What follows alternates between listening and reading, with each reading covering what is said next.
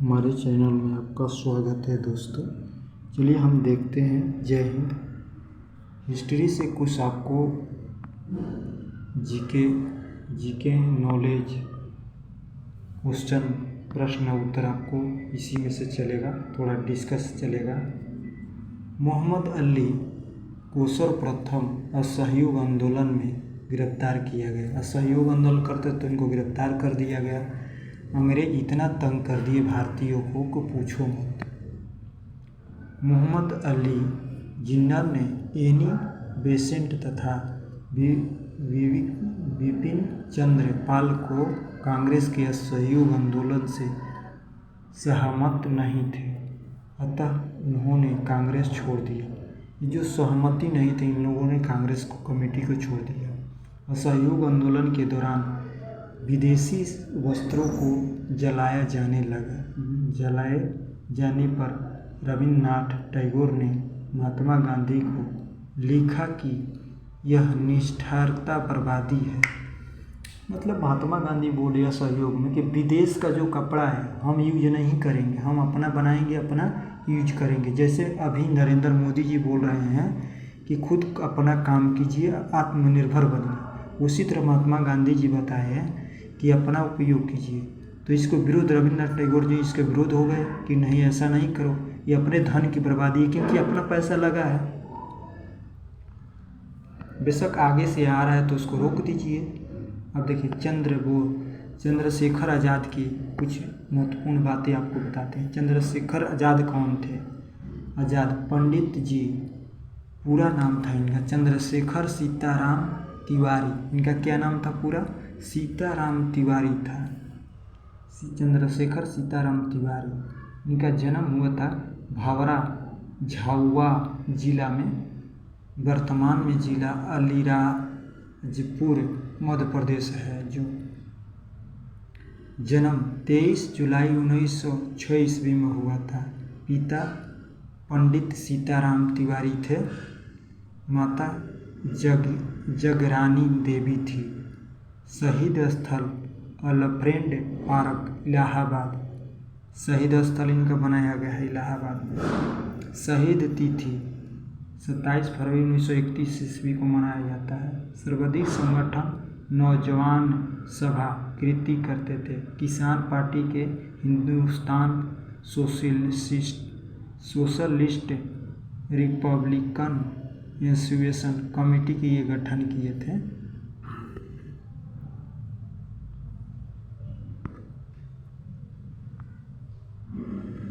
5 फरवरी 1922 ईस्वी को गोरखपुर जिला के चौरा चौरी कांड, आपने सुने होंगे, इतिहास पढ़े होंगे 10th क्लास में। चौरा चौरी कांड कैसे हुआ था? तो चौरा चौरी कांड के बारे में कुछ हम आपको बताते हैं। स्थान पर असहयोग आंदोलनकारियों ने क्रोध में आकर थाने में आग लगा दी। असहयोग आंदोलन चल रहा था तो वहीं पर थाना जो था वहीं पर आग लगा दिया, जिसमें एक थानेदार और 21 सिपाही की मृत्यु हो गई। इस घटना का दुखद होकर गांधी जी ने 11 फरवरी 1922 को असहयोग आंदोलन स्थगित कर दिया। इस समय महात्मा गांधी बरदौली में थे। देखिए चौरा चौरी आपने कांड सुने होंगे। तो चौरा चौरी कांड क्या हुआ? 5 फरवरी 1922 को असहयोग आंदोलन गोरखपुर में चल रहा था। वहाँ पर एक चौरा चौरी नामक स्थान है। गोरखपुर में एक चौरा चौरी स्थान है। वहाँ पर अंग्रेज की थाना था, पुलिस स्टेशन जो होता है। तो वहाँ पर क्या किया जाता है, असहयोग आंदोलन के जो व्यक्ति थे, सभी लोगों ने, आंदोलनकारी ने, उन्हें एक थाना को जला दिया। तो थाना में क्या था, एक दरोगा जो हेड होता है वो और 21 लोग उसी में जल के झुलस गए। अंग्रेज सब थे तो जल गए। तो इसके भी दुखित में होकर 11 फरवरी 1922 को महात्मा गांधी ने इस असहयोग आंदोलन को स्थगित कर दिया, बंद कर दिया। उसी समय इसी को चौरा चौरी कांड कहा गया है, क्योंकि चौरा चौरी कांड का स्थान जगह पर ही था। 13 मार्च 1922 को गांधी जी ने गिरफ्तार कर 6 वर्षों की कड़ी कार्रवाई की सज़ा सुना दी गई।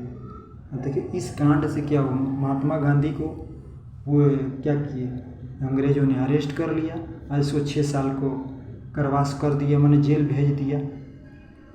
स्वास्थ्य संबंधी कारणों से गांधी जी को 5 फरवरी 1924 को रिहा कर दिया गया। क्या करते हैं सब, 24 फरवरी के जब इनका तबीयत खराब हो गया तो इसको रिहा कर देते हैं महात्मा गांधी जी को। 1922 को के मेवाड़ा भील आंदोलन का नेता मोतीलाल नेहरू तेजाबाबा था। 1923 ईस्वी में इलाहाबाद में चित्तरंजन दास एवं मोतीलाल नेहरू ने कांग्रेस के अंतर्गत स्वराज पार्टी की स्थापना करी। स्वराज पार्टी एक बना दी ये लोगों ने, नेता ने। महात्मा गांधी सिर्फ एक बार कांग्रेस के बेलगावा अधिवेशन 1924 में इसके अध्यक्षता चुने गए थे, अध्यक्ष बने थे महात्मा गांधी जी बलगेवा में। इसके बाद अध्यक्ष छोड़ दिए। जब इस समय कांग्रेस पार्टी का अध्यक्ष कौन है तो खगड़े जी हैं। रविंद्र सचिंद्र सन्याल ने 1924 को कानपुर में हिंदुस्तान रिपब्लिक एसोसिएशन की स्थापना की। भगत सिंह ने 1928 में दिल्ली स्थित फिरोजा शाह कोटला में हिंदुस्तान सोशलिस्ट रिपब्लिक एसोसिएशन की स्थापना किया। 9 अगस्त 1920 ईस्वी को 10 व्यक्ति ने सहारनपुर से लखनऊ की ओर जा रही 8 डाउन ट्रेन से रेल विभाग का खजाना काकोरी नामक स्थान पर लूट लिया गया। काकोरी नामक एक स्थान था तो 8 खजाना जा रहा था, उसको सब ने लूट लिया। इसे ही काकोरी कांड कहा जाता है। सरकारी खजाना लूटने का विचार राम प्रसाद बिस्मल का था। इसमें राम प्रसाद बिस्मल, राजेंद्र हार्डिंग, रोशनी सिंह की आसफल्ड खां को दिसंबर 1907 ईस्वी को फांसी दे दी गई एवं सचित्रेंद्र पाल को आजीवन कारावास की सजा सुनाई गई। मन्यस्थाना गुप्त में 14 वर्ष की कैद हुई। राम प्रसाद बिस्मल का यह कहते हुए भी मैं राज्य के पतन की इच्छा करता हूँ, फांसी पर लटक गए, कहते हुए लटक गए। ऐसा मर्द थे, देश के लिए ऐसा मर्द होना चाहिए देश के लिए। संभवतः असफल खां पहले भारतीय क्रांतिकारी मुसलमान थे। जो ये थे तो मुसलमान थे जो देश की स्वतंत्रता के लिए फांसी के तख्ते पर लटक गए। एक अशरफ का उल्लाह जो खान थे, ये सर जो थे मुसलमान थे, इसे देश की आज़ादी के लिए, स्वतंत्रता के लिए खुद फांसी पर चले गए, लटक गए। स्त्रियों ने स्वयं अपने अधिकार के लिए आंदोलन करने के उद्देश्य से 1926 में अखिल भारतीय महिला संघर्ष बनाया। साइमन कमीशन 3 फरवरी 1928 ईस्वी को भारत आया। इसे बाइडेन-मैन कमीशन भी कहते थे। 1987 को बोल्टन कमेटी का मुख्य उद्देश्य था भारत सरकार तथा देशी राज्य के मध्य संबंधों को सुधारना था। नेहरू रिपोर्ट के अंतिम रूप में अगस्त 1928 को आयोजित सर्वदलीय सम्मेलन में स्वीकार किया गया था। इसी सम्मेलन की अध्यक्षता कौन थे? डॉक्टर अंसारी ने की थी। 30 अक्टूबर 1928 को लाहौर में साइमन आयोजन के विरुद्ध प्रदर्शन करते हुए समय पुलिस की लाठी से लाला लाजपत राय घायल हो गए और बाद में उनकी मृत्यु हो गई। जो लाहौर में अधिवेशन चल रहा था तो उसमें लाला लाजपत लाठीचार्ज हो गई, उसमें घायल हो गए तो उसमें इनकी मृत्यु हो गई। लाहौर इस समय पाकिस्तान में पड़ता है। अब देखिए, साइमन कमीशन का बहिष्कार न करने वाले को दो दल बन गए, बहिष्कृत पार्टी एवं पंजाब यूनिवर्सिटी पार्टी। कांग्रेस दो पार्टी में बट गई। भगत सिंह से के नेतृत्व में पंजाब के क्रांतिकारियों ने 13 दिसंबर 1988 को लाहौर के तत्कालीन सहायक पुलिस कप्तान सर्जन को गोली मार दिया। क्या क्या उन लोगों ने गोली मार दिया? किसको? कप्तान को। ये गरम दल के नेता थे। ये लोग सुनते नहीं थे, ये सीधा कहते थे खून के बदले खून। स्वतंत्रता के लिए ये सब लड़ाई चल रहा है। पब्लिक सेफ्टी बिल पास होने के विरोध में 8 अप्रैल 1929 को बुदेलकेश्वर दत्त एवं भगत सिंह ने दिल्ली में सेंट्रल लेजिन पार्टी अधिवेशन में खाली बच्चे पर बम फेंक दिया। क्या किए? सुभाष चंद्र बोस ये लोग क्या किए? दिल्ली में सेंट्रल पर बम फेंक दिए। असेंबली में खाली बेघा पर बम फेंक दिए। क्रांतिकारियों ने अब पर्चे में कहा कि ये मकसद किसी भी जान लेना बल्कि बाहरे कानों से तक अपनी आवाज़ पहुंचाने के लिए है। ये नरम दल के नेता कहते थे। गरम दल के तो वो सुनते नहीं थे, सीधा वार करते थे। भगत सिंह ने बाटुकेसरी दत्त के बम फेंकने से समय असेंबली के अध्यक्ष कौन थे? विठला भाई पटेल साहब करते थे। अब देखिए कांग्रेस के 1929 ईस्वी में क्या होता है? कांग्रेस कमेटी के जो अध्यक्ष होते हैं 1929 ईस्वी में लाहौर अधिवेशन में पूर्णतः स्वराज के अपना लक्ष्य घोषित किया गया था। इस अधिवेशन की अध्यक्षता जवाहरलाल नेहरू अध्यक्ष बने थे, जो राहुल गांधी के दादाजी थे। 31 दिसंबर 1929 ईस्वी को 7 तिरंगे झंडे को फहराया गया। कहाँ? 29 ईस्वी को 12 बजे जवाहरलाल नेहरू ने रांची नदी के तट पर पहली बार उसने किया झंडा को फहराया। रांची देखिए 12 बजे 31 दिसंबर 1929 को रात के 12 बजे जवाहरलाल नेहरू ने रवि नदी के तट पर नवगृहित तिरंगे झंडे को फहराया। तिरंगा झंडा को 29 तारीख को 12 बजे रात को ही रवि नदी के किनारे पर फहरा दिए जवाहरलाल नेहरू ने। इसी अधिवेशन में 26 जनवरी 1930 ईस्वी को, देखिए 26 जनवरी जो है खास दिन पड़ जाता है। इसी के 26 तारीख के लेके 26 जनवरी 1950 ईस्वी को अपना गणतंत्र दिवस लागू होता है। इसी के मेन लेके को प्रथम स्थानीय दिवस के रूप में मनाने का निश्चय किया गया। यही साथ प्रत्येक 26 जनवरी को स्वतंत्रता दिवस के रूप में मनाए जाने लगा कि प्रारंभ शुरू कर दी गई। देखिए हम कहते हैं जब देश आज़ाद नहीं हुआ, आज़ाद होने से पहले पंडित जवाहरलाल नेहरू ने क्या करते हैं 31 दिसंबर 1929 ईस्वी को वो रवि नदी के किनारे क्या करते हैं? तिरंगा झंडा को फहरा देते हैं 12 बजे रात को रवि की नदी के किनारे पर। और 26 जनवरी को कहते हैं कि प्रतिवर्ष इसको स्वतंत्रता दिवस हम मानेंगे। तो स्वतंत्रता दिवस 26 जनवरी को ही लागू कर देते हैं पंडित जवाहरलाल नेहरू 1930 ईस्वी में 29 में चालू कर देते हैं। तो उसी समय से 26 जनवरी को मेन मान लिया जाता है। अपना जब कानून बन के तैयार होता है तो 26 जनवरी 1950 को लागू कर दिया जाता है। इसीलिए रविवार का 26 जनवरी का खास दिन माना जाता है।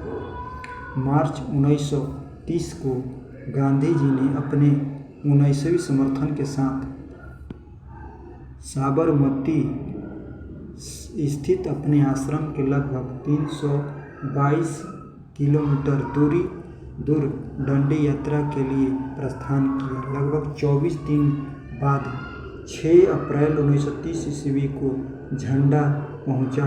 गांधी जी ने नामक डांडी यात्रा माने पैदल चलने लगे। डांडी यात्रा पहुंचकर गांधी जी ने नमक कानून तोड़ा और यह संविधान आवश्यकता आंदोलन की शुरुआत किया। सुभाष चंद्र बोस ने गांधी जी के नमक सत्याग्रह को तुलना नेपोलियन के एल्बा पेरिस यात्री को से किया। 4 मार्च 1931 को गांधी जी के इरविन फैक्ट हुआ। इसके बाद गांधी जी ने सविनय अवज्ञा आंदोलन स्थापित कर दिया। गांधी जी इरविन समझौता के दिल्ली समझौते के नाम से भी जाना जाता है। 1931 ईस्वी में देखिए 1931 ईस्वी में क्या करते हैं महात्मा गांधी जी। सरदार वल्लभ भाई पटेल की अध्यक्षता में हुई कांग्रेस कराची अधिवेशन में पंडित जवाहरलाल नेहरू ने मूल अधिकारी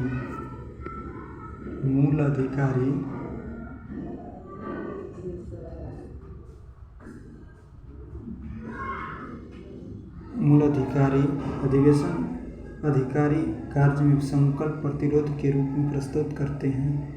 एम.एन. राय ने नेहरू की मदद की थी। इस अधिवेशन में गांधी इरविन फैक्ट की स्वीकार किया गया। गांधी जी के द्वितीय कुलत्र सम्मेलन में भाग लेने की अनुमति प्रदान की गई। इस समय गांधी जी ने कहा था गांधी जी ने क्या कहा था? गांधी मर सकते हैं पर गांधीवाद नहीं। उसने क्या आंदोलन में बोला? गांधी मर सकता है लेकिन गांधीवाद नहीं मर सकता। दूसरा गलेमेज सम्मेलन 7 दिसंबर 1931 ईस्वी को हुआ। महात्मा गांधी ने कांग्रेस के प्रतिनिधित्व के रूप में इसमें भाग लिया और परंतु चाहा सम्मेलन सांप्रदायिकता प्रतिनिधित्व के कारण असफल रहा। प्रथम गलेमेज सम्मेलन 12 नवंबर 1930 ईस्वी के नेतृत्व में गोलबंद के सम्मेलन में 17 नवंबर 1932 को होता है। 3 गलेमेज सम्मेलन के समय इंग्लैंड का प्रधानमंत्री कौन था? जेम्स रैमोस मैकडोनाल्ड थे। इनका नाम भी अंग्रेज की तरह रहता है ना। डॉक्टर भीमराव अंबेडकर लंदन में हुई 3 गलेमेज सभाओं में अछूतों के प्रतिनिधित्व के रूप में बुलाया गया। अछूतों के रूप में बुलाया गया। देखो डॉक्टर भीमराव अंबेडकर को जो चमार जाति के थे, इन लोगों ने क्या कर रहे हैं, उनको अछूत के रूप में बुलाए। दूसरे गलेमेज सम्मेलन के असफलता के बाद गांधी जी ने 3 जनवरी 1932 को पुनः सचिवालय अवज्ञा आंदोलन प्रारंभ कर दिया। सविनय अवज्ञा आंदोलन अंतिम रूप से 7 अप्रैल 1934 को वापस लिया गया। सविनय अवज्ञा आंदोलन में पठान सत्याग्रह पर गोली चलाकर से गढ़वाल राइफल ने इनकार मार दिया। गोली चलाने से गढ़वाल राइफल ने इनकार कर दिया। राइफल गोली नहीं चलाएंगे क्योंकि चर्बी था ना सुअर और मीट के। 23 मार्च 1931 को सुखदेव, भगत सिंह एवं राजगुरु की फांसी पर लटका दिया जाता है। देखिए गरम दल के नेता कौन थे? भगत सिंह थे, सुखदेव और भगत सिंह और राजगुरु थे। इन लोगों को 23 मार्च 1931 को फांसी पर लटका दिया जाता है। मई 1934 को कांग्रेस का सोशलिस्ट पार्टी की स्थापना करती है। क्या करती है? मई को सोशलिस्ट पार्टी की स्थापना करती है। सोशलिस्ट पार्टी की स्थापना करती है।